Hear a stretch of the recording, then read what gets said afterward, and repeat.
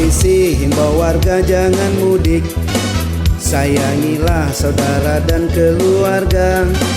Mari kita semuanya jangan panik, agar bersabar dan di rumah saja.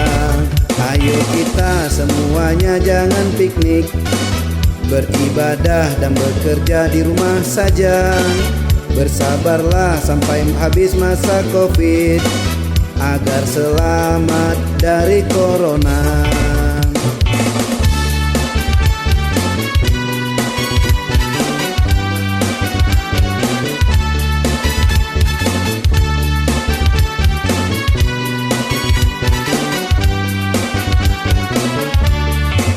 Jangan duduk dekat-dekat sama kawan, pakai masker dan hindari keramaian.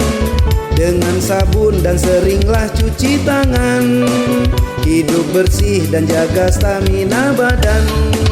Dari Wuhan namanya virus corona, jangan remeh dan kita perlu waspada.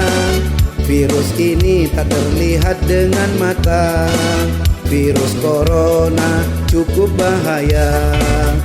Saya Kapolresta Banda Aceh, Ombudsman Trisno Haryanto, menghimbau kepada warga Banda Aceh dan Aceh Besar untuk tidak melaksanakan mudik lebaran ke kampung halaman masing-masing.